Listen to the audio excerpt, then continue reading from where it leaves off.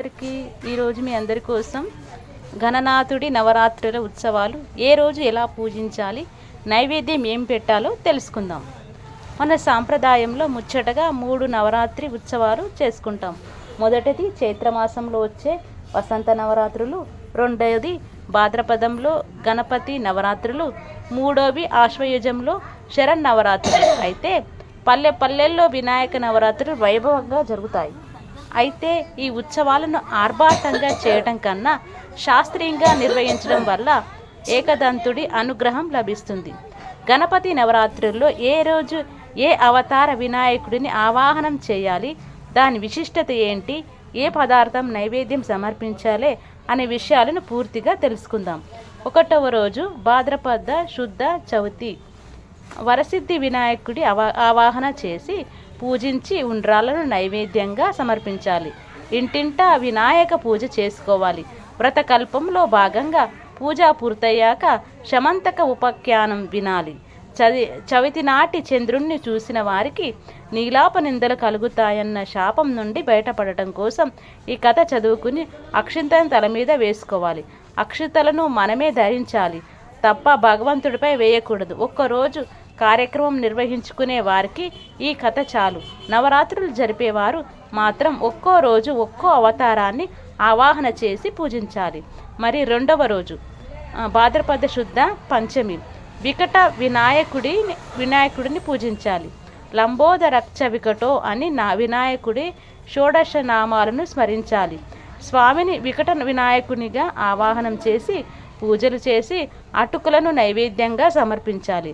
కామాసురుడు మయూర రూపం ధరించి లోకమంతటిని కామంతో ప్రభావితం చేస్తూ గణనాథుని కూడా లొంగ తీసుకోవడానికి ప్రయత్నిస్తాడు.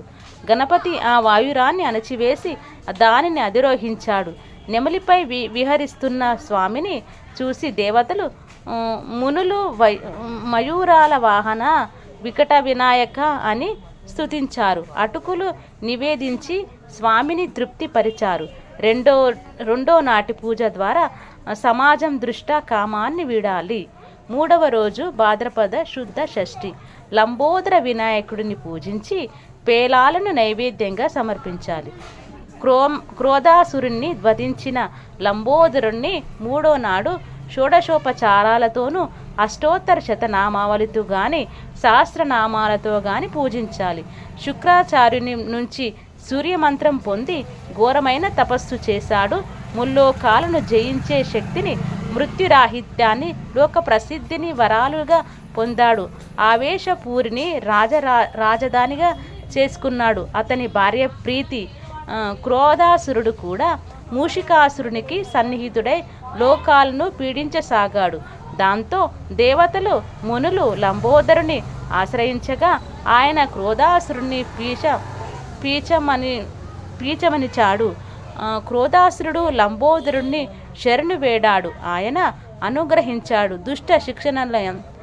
దుష్ట శిక్షణాదులందు తప్ప నీవు లోకంలోకి రావద్దని ఆదేశించి క్రోధుని తన నేత్రాల్లో ఇమిడి పొమ్మన్నాడు. ఈ క్రోధుని కారణంగా ప్రజలు కార్యకార్య విచక్షణలు కోల్పోతారు. కాబట్టి ఎవరు వాని ప్రభావానికి లోను కావద్దని లంబోదర గణపతి మనుషులను హెచ్చరించాడు. 3వ రోజు పూజలో భక్తులు క్రోధాన్ని విడిచిపెట్టడం కర్తవ్యం. 4వ రోజు భాద్రపద శుద్ధ సప్తమి. నవరాత్రుల 4వ రోజున గణపతిని గజానన వినాయకుడిగా పూజించాలి. లోభాంతకుడైన గజానుడికి చెరుకుగడ నివేదన చేయాలి. బ్రహ్మ కుమారుడైన కుబేరుడు తన మారు సోదరుడైన రావణాసురుడి కారణంగా లంకకు దూరమవుతాడు. లోభాసురుడు శివుడి గురించి తీవ్రమైన తపస్సు చేసి అజేయ వరాలు పొందుతాడు. లలాస అనే కన్యను వివాహమాడతాడు. దుష్ట బుద్ధితో ముని ఘనాన్ని పీడిస్తే వారు రైబ్యాకుడనే మునిని ఆశ్రయిస్తారు. ఆయన గజానన వినాయకుడిని ప్రార్థించమన్నాడు. వారు అలా చేయగా గజాననుడు అనుగ్రహిస్తాడు. శుక్రాచార్యుల చేత తనను గురించి ఆ రాక్షసుడికి చెప్పేస్తాడు. దాంతో లోభాసురుడు గజాననుడి శరణు వేడాడు. గజానన వినాయకుడు లోబుడిని పాతాళానికి పొమ్మని ఆదేశిస్తాడు. ధర్మ విరుద్ధం కాని లోభం ప్రమాదకారి కాదని భక్తులకు వివరించాడు. 4వ రోజున గజానన వినాయకుడి పూజ పరిపూర్ణత లోభం విడిచిపెట్టడం కోసమే. 5వ రోజు భాద్రపద శుద్ధ అష్టమి మహోదర వినాయకుడిని గణపతి నవరాత్రుల్లో 5వ రోజున పూజించి నివేదనగా కొబ్బరి కురిటిని సమర్పించాలి. శుక్రాచార్యునికి మోహాసురుడనే ప్రియ శిష్యుడు ఉండేవాడు. గురువు అతనికి సూర్యోపాసన విధానం తెలిపి మహాశక్తివంతుడవి చేశాడు. అతను మదిర అనే రాక్షస కన్యను పెండ్లాడతాడు. మూషికాసురుడు మోహాసురుణ్ణి గణపతితో యుద్ధం చేయడానికి ప్రేరేపిస్తాడు. ముందుగా తన చెర నుంచి గంధర్వ వనిత చిత్రాంగిని విడిపించినందువల్ల ఆ గంధర్వ లోకాన్ని మోహంలో ముంచేయాల్సిందిగా చెబుతాడు. మోహాసురుడు అప్పుడు అలాగే చేస్తాడు. ఇదంతా గమనించిన చిత్రాంగదుడు అనే గంధర్వరాజు దీనికంతటికీ మూల కారణం మూషికాసురుడే అని గ్రహిస్తాడు. సాటి గంధర్వులతో ప్రవాల క్షేత్రానికి వెళ్ళి ప్రవాల గణపతిని పూజిస్తాడు. గణపతి వారందరికీ ధైర్యం చెప్పి తన మాయశక్తితో మోహాసురుడి ముందు నిలిచాడు. భ్రాంతి తొలగిన మోహాసురుడు మహోదర గణపతి పాదాలపై పడతాడు. నన్ను నీలో కలుపుకోవాల్సిందిగా వేడుకుంటాడు. అతని కోరికను మన్నించిన గణపతి మోహాసురునిపై దివ్యాస్త్ర ప్రయోగం చేయడంతో అతనిలో మోహం అంతమవుతుంది. ఆ రాక్షసుడి దేహం నుంచి జ్యోతి వెలుపడి మహోదర గణపతిలో చేరుతుంది. కాబట్టి 5వ నాటి పూజా పదార్థం మోహాన్ని వీడి సద్గతికి అర్హులం కావటమే. 6వ రోజు భాద్రపద శుద్ధ నవమి ఏకదంత వినాయకుడిని 6వ రోజు పూజించి నువ్వులతో చేసిన పదార్థాలను నైవేద్యంగా సమర్పించాలి. దేవతలు ఋషులకు అభయమిచ్చి ఏకదంతుడు సింహవాహనాన్ని అధిరోహిస్తాడు. మదాసురునితో పోరుకు నిలిచాడు. సింహం ఆ అసురునిపై లంకించి వాడి గొంతును నోట కరుచుకుంటుంది. ఏకదంతుడు తన పాదాన్ని అసురుడిపై గుండెపై మోపాడు. ఆ పాదస్పర్శతో మదాసురుడు మదం అనగి ఏకదంత గణపతిని శరణు వేడాడు. గణపతి వాడికి అభయమిచ్చి ధర్మ విరుద్ధంగా ప్రవర్తించవద్దని బుద్ధి చెప్పి పాతాళానికి పంపుతాడు. 6వ రోజు పూజకు పరిపూర్ణత మనలోని మదాన్ని విడిచిపెట్టటమే. 7వ రోజు భాద్రపద శుద్ధ దశమి వక్రతుండ వినాయకుడిని 7వ రోజు పూజించి అరటి పండ్లతో పాటు ఇతర రకాల పండ్లను నైవేద్యంగా సమర్పించాలి. మూషికాసురుడు మత్స్యాసురుడిని గణపతిపై పోరుకు ప్రోత్సహిస్తాడు. ఆ అసురుడు సింహరూపం పొంది గణపతి మీదకి దూకగా వినాయకుడు తన దేహాన్ని విపరీతంగా పెంచాడు. తన తొండంతో మత్సర సింహాన్ని చుట్టి ఎత్తి గిరగిరా తిప్పి నేలకు కొట్టేంతతో ఆ అసురుడు గణపతిని శరణు వేడుతాడు.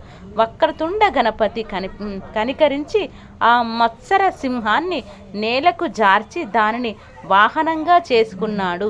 7వ రోజు పూజకు పరిపూర్ణత మాత్సర్య గుణాన్ని వీడటమే. 8వ రోజు భాద్రపద శుద్ధ ఏకాదశి విఘ్నరాజ వినాయకుడిని 8వ రోజు పూజించి సత్తుపిండిని నైవేద్యం పెట్టాలి. విఘ్నరాజ గణపతిగా సాక్షాత్కరించిన వినాయకుడు తన వక్రతుండాన్ని బాగా పెంచి ముల్లోకాలలో వ్యాపించిన మమతాసురుడి విషవాయువులను పీల్చేశాడు. విఘ్నరాజ గణపతి ఉచ్ఛ్వాసల ప్రభావానికి మమతాసుర సర్పం కూడా తొండంలో చొరబడింది. దానిని తన నడుము చుట్టి బంధించాడు గణపతి. గట్టిగా బిగించటంతో మమతా సర్పపు పొలుసులు నుగ్గు కాగా కోరలు ఊడిపడి రక్తధారలు కారజొచ్చాయి. అసురుడు గణేశ శరణు నీకు సోదరుడను ప్రాణభిక్ష పెట్టు అంటూ ప్రాధేయపడడంతో గణపతి కరుణించాడు. మమతాసుర నీవు నాకు వాహనమై నా పాదాల చెంత ఉంటావు అన్నాడు. పక్షపాత బుద్ధితో కూడిన మమకారం కూడా పాప కారణమే, పైగా ముక్తికి ప్రతిబంధకం అవుతుంది. అలాంటి మమతను వీడి ధర్మబద్ధంగా ఉండటమే 8వ రోజు పూజ అంతరార్థం. 9వ రోజు భాద్రపద శుద్ధ ద్వాదశి. ధూమ్రవర్ణ వినాయకుడిని చివరి రోజు 9వ రోజు ఆవాహనం చేసి అర్చించి నేతి అప్పాలను నైవేదనగా సమర్పించాలి. ధూమ్రవర్ణ గణేశుడు తన చేతిలోని పాశాన్ని అహంకారునిపై ప్రయోగిస్తాడు. దానితో ఆ రాక్షసుడు శక్తి నశించి స్వామి శరణగాతుడవుతాడు. గణేశుని అర్చించే వారి జోలికి రానని చెప్పి ధూమ్రవర్ణ వినాయకుడికి ఆదేశంతో పాతాళ లోకానికి వెళ్ళిపోతాడు. ఈ 9వ నాటి పూజకు పరిపూర్ణత అహంకారాన్ని విడిచిపెట్టడమే. ఇదండి మన గణ నవరాత్రుల్లో ఒక్కొక్క రోజు ఒక్కొక్క విశిష్టత. మన ఈ గణనాథుని 9 రోజులు ఎందుకు పూజించాలి అనే దాని గురించి ఈరోజు మనం క్లుప్తంగా తెలియజేసుకున్నాను. Thank you so much. నా వీడియోని ఇంతవరకు చూసి ఆదరించిన వాళ్ళందరికీ కూడా థ్యాంక్ యూ సో మచ్.